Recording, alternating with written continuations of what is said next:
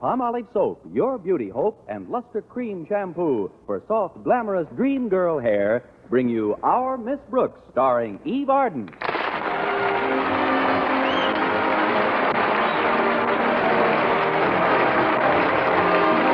Our Miss Brooks teaches English at Madison High School. And although, like most of our teachers, she possesses a higher-than-average intelligence, she also possesses the higher-than-average curiosity of most of our women, especially when it comes to weighing machines. There's nobody more concerned about the result than a female who has just deposited her penny in the slot. Unless it's the male tub of lard who was on the scale when I got there. This happened last Wednesday after school. I was passing the drugstore and just happened to have a penny on me. Tuesday was payday. So I approached the weighing machine, and like I said, this brewery horse was stomping on the springs. And when he saw his weight on the little card, he looked around the drugstore, then made tracks for a sign saying girdle department. I calmly stepped aboard, and when my card came out, I glanced casually at my weight, chuckled as if to say, how much accuracy can you expect for a cent? And was just about to throw the card away when I noticed my fortune printed on the back. It said, a tall, dark man is coming into your life. Then, of course, I did drop the card. It landed in my purse, and I proceeded on home. By the next morning, I'd forgotten about it completely. As usual, I'd left word for Mrs. Davis, my landlady, to wake me at 7:30. Connie. Oh, Connie. Oh, what is it? Better hurry, Connie. You've only got 20 minutes. 20 minutes? What time is it? 7:10, and you've only got 20 minutes to sleep. Oh, fine. Well, come on in, Mrs. Davis. Did you have a good night, Connie? I said, did you have a good night? Good night, Mrs. Davis. You better get up now, Connie. Here, I've brought you some fruit juice. Go on, Connie. Take a sip. Oh, what kind of juice is this? It's a combination. Pineapple, papaya, and passion fruit. It's a genuine Hawaiian recipe. What do you stir it with, a ukulele? After you drink it, we'll have a nice... Why, Connie, what's that little white card? What little white card? This one here on your night table. Let's see. It says, a tall, dark man is coming into your life. Now, who do you suppose that could be? Well, it's not Sonny Tufts. He's a blonde. Maybe they mean Mr. Philip Boynton. The bashful biologist? No, Mrs. Davis. So far, he's managed to remain in the suburbs of my life. Well, of course, I don't believe in fortunes on cards and crystal gazing and palm reading and all that nonsense. There is, however, a logical and scientific way to arrive at certain conclusions about one's personal destiny. What's that, Mrs. Davis? Tea leaves. Now, you hurry and get dressed, and I'll brew the tea. After breakfast, I'll give you a reading. All right, Mrs. Davis. Oh, just a minute. What is it, Connie? Before I get out of bed, you better take that tall, dark man off my night table.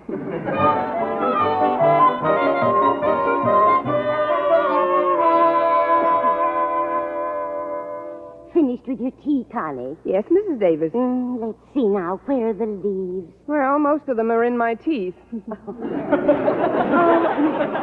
Here we are. There's plenty left for a reading. First, we revolve the cup 3 times slowly between our hands, then quickly turn it over onto the saucer. There. Well, what do you know? The weight card was right. What? There he is, right there in the cup. The tall, dark man who's coming into your life. Don't tell me you can't see him. Oh, of course. For a minute, I didn't recognize him with all those tea leaves on. This is an amazing coincidence, Connie. I'd like to get another reading if you don't mind. Oh, not at all, Mrs. Davis. It's always nice to be sure. Well, what do you know about that? I know, he's gone. Left town without even saying goodbye. Connie, be serious. This is an amazing thing I see in this cup. What now, Mrs. Davis? I don't think I should tell you. Why not? Because you're not even married yet. Oh, but I'm a big girl now. I'll have to find out sooner or later. I never would have believed it. 3 of them. 3 tall, dark men? No, Constance. 3 little ones. 3 little dark men? Children. You're going to have 3 children. Well, don't look so shocked, Mrs. Davis. Maybe they're his by a former marriage. No, Connie, they're yours. But how can you keep your job at school if you've got to take care of... Oh, I know. I'll get Mrs. Fletcher. When my niece Bertha had the twins, Mrs. Fletcher took over completely. Oh, now, just a minute, Mrs. Davis. Don't you think Now, it's a little quiet, soon? Connie. You can't prepare too soon for this sort of thing. Now, where did I put Mrs. Fletcher's phone number? I better call... I don't want Mrs. Fletcher. I'll take care of my kids myself. Yes, that's the way you want it, Connie. After all, I'm only trying to be helpful. Oh, I'm sorry, Mrs. Davis.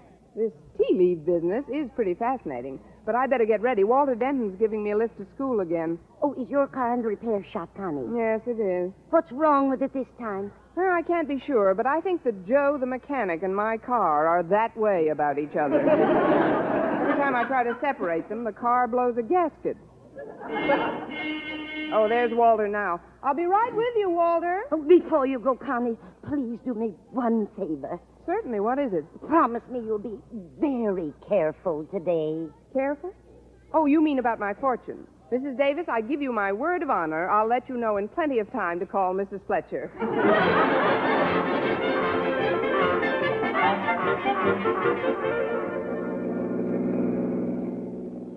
Walter, it's very nice of you to keep driving me to school like this. Oh, that's all right, Miss Brooks. I don't like to take advantage of the fact that because your car is incapacitated and I can jump into the breach now and then, transportation-wise, that is, you can't very well refuse gracefully, but I'm telling you, you can before I even ask you. That's square enough, isn't it?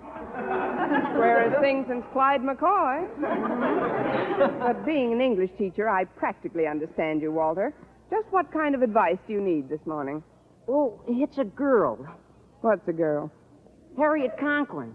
Why, Walter Denton, you've been wearing your glasses again. What about Harriet?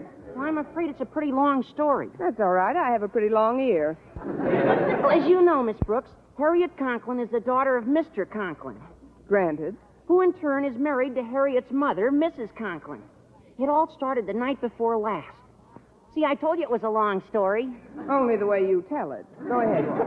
Well, the night before last, I had a date with Harriet to go to the movies.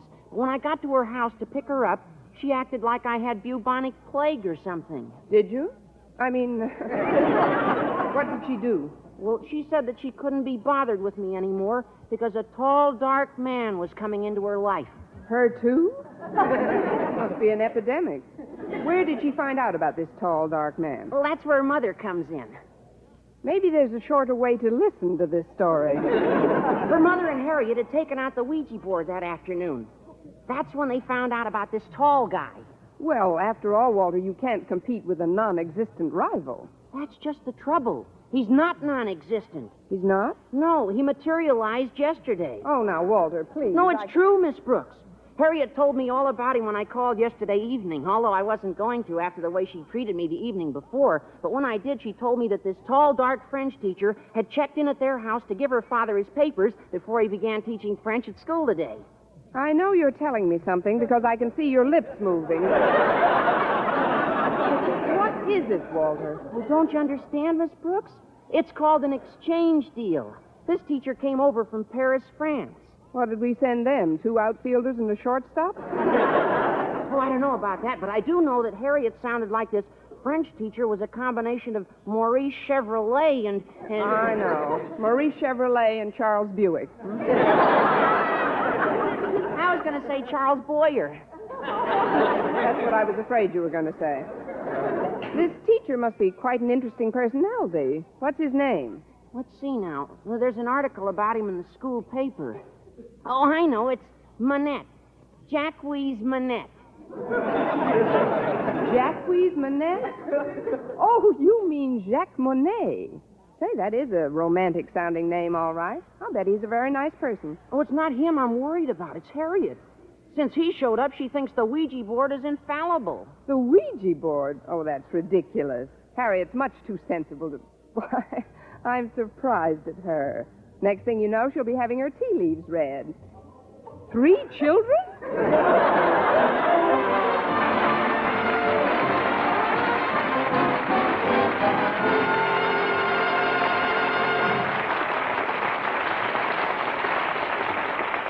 Our Miss Brooks, starring Eve Arden, will continue in just a moment. But first, here is Vern Smith with an important announcement. Doctors, leading skin specialists, prove palm olive soap using nothing but palm olive can bring lovelier complexions, regardless of age, skin type, or previous beauty care. Less oily skin for Helen Vixen, Minneapolis. Fresher, brighter color for Clara Franklin, San Francisco.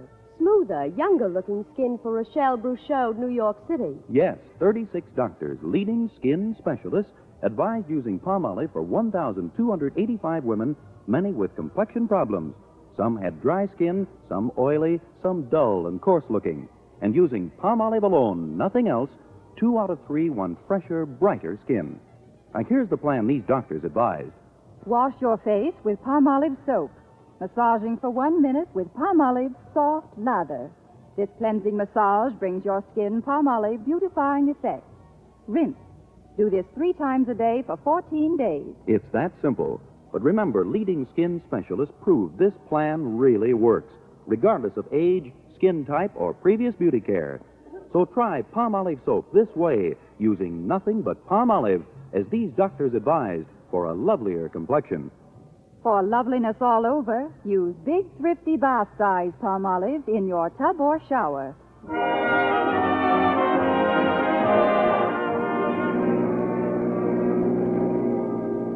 Well, here we are, Miss Brooks. Thanks, Walter, and don't worry too much about losing Harriet's affections. I'm sure the French teacher's just a passing phase in her life. Say, there's Harriet on the steps. I'll go find a place to park. See you later, Miss Brooks. All right, Walter. Hello there, Harriet. What? Oh, hello, Miss Brooks. You'll have to forgive me if I seem to be in a reverie. I've heard about your Ouija board. I don't care what anybody says, Miss Brooks. There must be something to it. Imagine the very next day, he came along. It's the first time I've ever seen capital letters in conversation. He must be quite attractive. Attractive isn't the word, Miss Brooks. No? What is the word? Heavenly. Super heavenly. Stratospherically heavenly.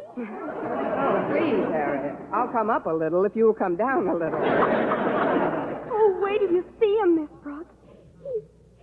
He's... Adjust safety belts. Mm-hmm. Look, Harriet, I think it's all very natural for a schoolgirl to have crushes. I had them myself. You, Miss Brooks? Yes, me, Miss Brooks. I wasn't born an English teacher, you know.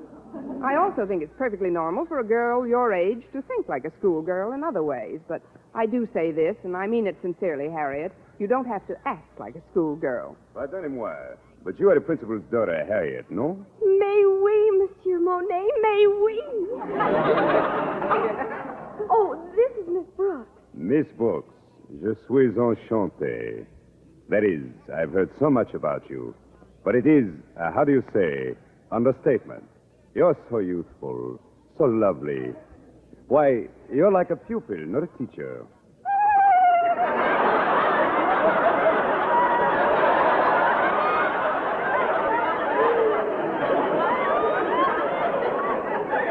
See what I mean, Miss Brooks? Run along, Harriet. You'll be late for school.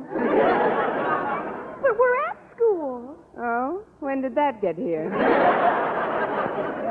Something is wrong. Wrong? Oh, I should say not, Monsieur Monet. It's just that, well, we don't meet such distinguished visitors every day, and, well, they must have given at least 3 outfielders and 2 shortstops for him. Pardon? Oh, it's just a figure of speech. Oh, and a lovely figure you have, too. Oh, this is a doll. Shall we go into the school, Monsieur Monet? Oui, yes. I have to stop at Monsieur Conklin's office. You show me where it is, huh? No? I show you where is it. Yes. And I hope Mr. Boynton sees us together. I'll direct Monsieur Monet to Daddy's office, Miss Brooks. Oh, you won't have time, Harriet. You have to freshen up before your class. Freshen up? But I just stepped out of the shower. Then give yourself a rub down. You'll catch cold.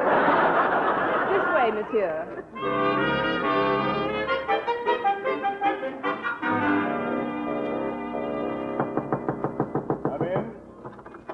Well, it's our new French teacher. Good morning, Monsieur Monet. Bonjour, Monsieur Conklin. Excuse me, I mean good morning. Hi, Daddy. Hello, Harriet. Mr. Conklin, I just came in to volunteer my assistance if you're looking for somebody to show Mr. Monet around the school. I told Miss Brooks that I'd be glad to take Mr. Monet, Daddy. Of course, I'd need your permission to cut one of my classes. Maybe English. I'm pretty well advanced in that. Me too. Maybe we both could cut it. Please, I would not want either of you to, how do you say, put out yourselves. Oh, it would be silly to put out ourselves now. After all, we just started to blaze.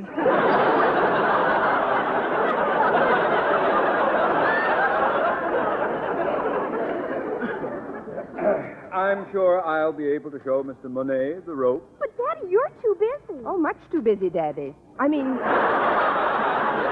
Mr. Conklin, I have a study period coming up in which I don't have want to plenty hear of- any more about it. I'm sure Mr. Monet wouldn't want us to feel that because of him our entire system was disrupted. Oh, certainly not. I can find my own way about the premises. I'm sure that... Well, in that case, come along, Harriet. You're in my first class, you know.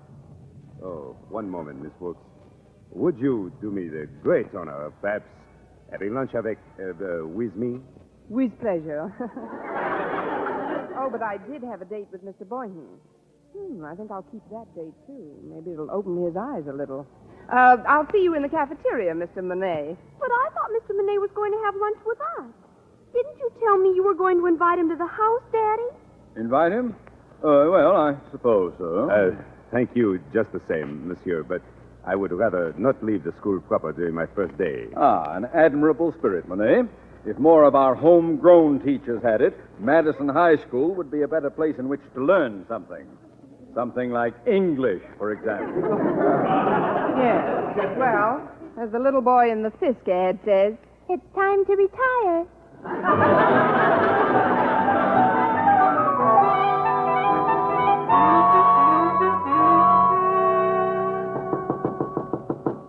Come in. hello, Mr. Boynton. Oh, it's you, Miss Brooks. How are you today? Fine, thanks. I'm glad I caught you before your class got in. I wanted to ask you about lunch. Oh, I'll be happy to join you. Thanks very much. Oh. Well, I had other plans, but how can I resist an invitation like that? By the way, Mr. Boynton, do you speak any foreign language? Just American. Why, Mr. Boynton, you're getting quite a sense of humor. Must catch it from your frogs. Really, though, do you speak French, for instance? No, I don't. Then you wouldn't know what a French person would be saying to me if he said it in French, would you? No, I wouldn't. Good. This may be a very interesting lunch for all of us. All of us? Yes, you see, there's a new teacher in school. Oh, you mean Jacques Monet? You've met him? Oh, yes. I had to deliver some papers to Mr. Conklin's home yesterday, and he was there. Oh, he's a prince of a chap. We had quite a time together. Be nice to see him again at lunch. Oh, it will. Oh, yes. As a matter of fact, you'll have to apologize to him for me. I'm afraid I'll be a little late. Oh, you will? That's too bad, Mr. Boynton. Why will you be late? Well, it's McDougal here. You know, my bullfrog. He's got me worried, Miss Brooks. It's his throat. He can't seem to croak above a whisper. Oh, that's too bad. Poor McDougal. Hi, Mac. He must have gargled. Did sound pretty good. But... No, I'll still have to stay close to him to see how the medication I'm getting him catches on. I'll get to lunch as soon as I can, though. Oh, good old Jacques Monet. He's a real man's man. You've been wrong before, Brother Boynton, but never like this.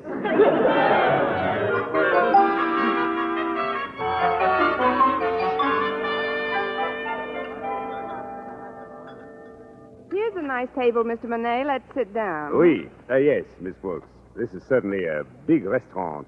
It's a cafeteria, Mr. Monet. Yes. Now then, shall we look at the carte du jour, bill of fare? Bill of fare? Mhm. Oh, you mean menu. They don't have any menus here, Mr. Monet. No? Then how do you select an order? Well, here you don't exactly select an order. You just sort of point and holler. I'll show you in a minute. But first, I'd like to ask a little favor, Mr. Monet. As you know, Mr. Boynton is joining us for lunch. Oh, yes. Yes, fine fellow, Mr. Boynton. A real man's man. On him, it fits. I mean, he is a very nice man, but he's sort of shy. Shy? Mhm. Why should he be shy? He is tall, muscular, with a fine head of hair, good teeth, pleasing manner. What else is new? What I wanted to ask of you is very simple. You see, Mr. Boynton is too bashful to ask you himself, but I'm sure he'd get a tremendous kick. That is, he'd enjoy it if you spoke nothing but French during our lunch. But why? Well, he's trying to learn how to speak your language. He understands it fine, but he's not sure of his pronunciation. He could learn a lot from you about a lot of things.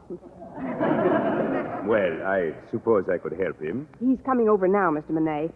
Remember how you kissed my hand this morning? Would you do it again, please? What? Quickly, Mr. Monet. It's part of Mr. Boynton's education.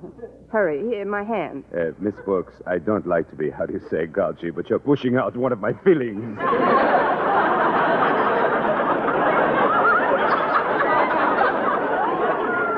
There you are. What's the trouble, Mr. Monet? Got something caught in your teeth? Just an old cuticle of mine. Sit down, Mr. Boynton. Comment ça va aujourd'hui, monsieur? Yeah. How do you like our cafeteria? C'est bon. Mr. Monet says it's lovely, but not half as lovely as I am. Why, Mr. Monet, how flattering. Let's see now. What do we eat today? Well, how about the roast beef? That's what I'm going to have. Me, too. How about you, Mr. Monet? Tell him in French. Je désire un petit marmite, ou vichyssoise, une salade et une tranche de roast beef, des haricots verts, des crêpes Suzette et une demi-tasse. Oh, Mr. Monet, you and your compliments. Oh,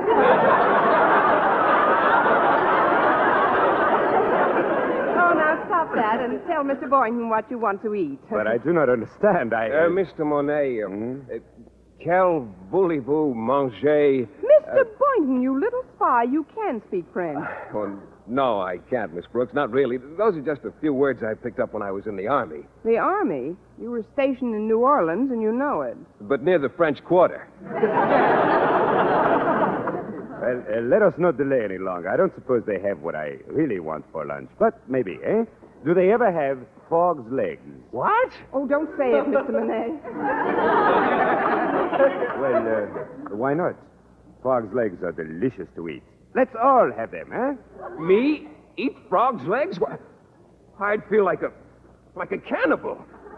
If you'll excuse me, I'm afraid I've lost my appetite. I'll see you later, Miss Brooks.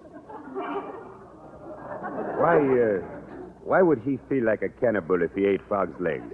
He is not a frog. Only in some ways is he not a frog, Mr. Monet. But don't worry about Mr. Boynton now. Oh, yes, you're right. You're right, Miss Brooks. You know, in a way, I'm glad we're alone. There is something I would like to ask you. You see, I have been searching for just the right one ever since I come to America. And now, well, I feel that my search is at an end. You are the one I've been searching for. Oh, Mr. Monet. But Mr. Boynton's gone now. You don't have to talk like that to me. Oh, I don't think of Mr. Boynton. I think of you, Miss Brooks. Ma chère, Miss Brooks. I have something personal to talk to you about. But right now I'm late for an appointment with Mr. Conklin. Can you meet me someplace, right after school? How about the Casbah? I mean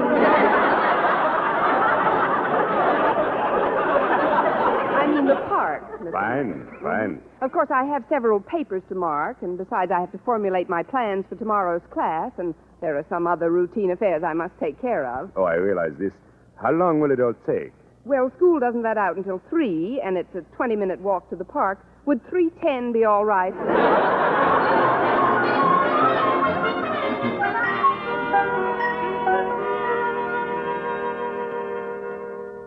I will come right to the point, Miss Brooks. I have met you here in the park to make you what you call proposal. Proposal? But, Mr. Monet, you hardly know me. Oh, I know you well enough for this, Miss Brooks. After talking to many, many women, Mrs. Conklin, little Mrs. Conklin, about Harriet. I mean, I know you are the ideal woman for me. Oh, this is very flattering, Mr. Monet, but marriage is a serious step. Marriage? I cannot marriage with you. I am already married. With who? Well, with my wife, Helene. She arrives here next week. For you, I have another proposal.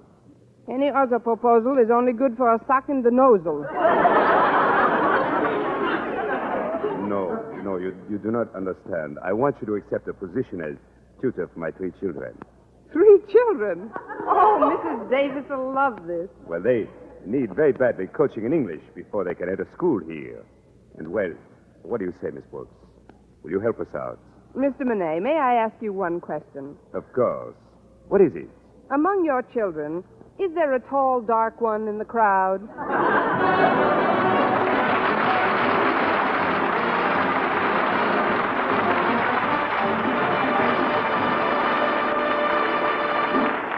Eve Arden as our Miss Brooks returns in just a moment. But first... Dream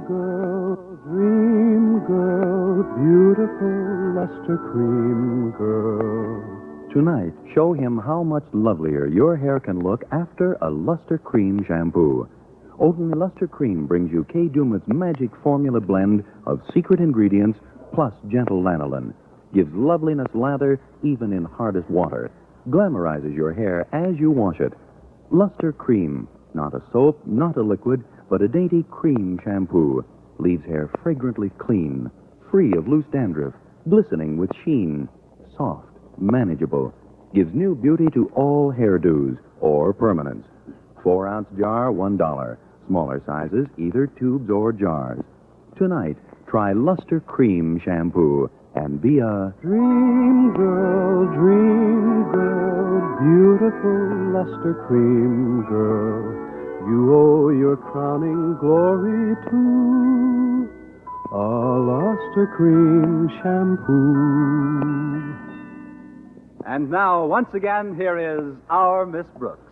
Well, I promised Mr. Monet I'd help him out with his children, but I must admit I was a little let down when I found out he wasn't a bachelor. And I said as much to Mrs. Davis. Yes, Connie, it's a shame that such a darling man is already married. But he served his purpose as far as upsetting Mr. Boynton goes. What do you mean, Connie? Well, the day after we had lunch together, Mr. Boynton was so concerned about the situation, guess what he did? What?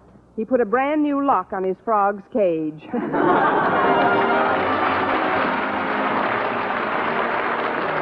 Next week, tune in to another Our Miss Brooks show brought to you by Palmolive Soap, your beauty hope, and Luster Cream Shampoo for soft, glamorous dream girl hair. Our Miss Brooks, starring Eve Arden, is produced by Larry Burns, written and directed by Al Lewis, with music by Wilbur Hatch. Mr. Boynton is played by Jeff Chandler, Mr. Conklin by Gale Gordon. Others in tonight's cast were Jane Morgan, Dick Crenna, Gloria McMillan, and Gerald Moore.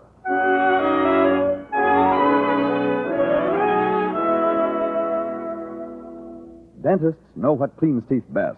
And over 4,000 dentists say Colgate tooth powder with a 2-minute routine gets teeth sparkling and super clean. So to remove dull film and get your teeth shining clean, just brush teeth 2 minutes morning and night with Colgate tooth powder. Brush inside, outside, and biting surfaces. Always brush away from the gums. See how this gets teeth naturally bright. It removes dull film that improper brushing misses. And Colgate tooth powder also sweetens your breath. Try it. Buy Colgate tooth powder today. For mystery liberally sprinkled with laughs, listen to Mr. and Mrs. North, the exciting, fun-packed adventures of an amateur detective and his beautiful wife. Tune in Tuesday evenings over most of these same stations. And be with us again next week at the same time for another comedy episode of Our Miss Brooks. Do you want to be free to work where you choose, start your own business, own your own home, invest your money as you see fit? Then the American way of life is best for you. We have the highest standard of living. Since 1910, we have practically doubled our annual income, yet our working time has been cut by about 18 hours a week. Let's start to realize how fortunate we are. Let's work a little harder on our jobs and at being better citizens. Let's remember that the better we produce, the better we live. Stay tuned now for Lum and Abner. Bob Lamont speaking. This is CBS, the Columbia Broadcasting System.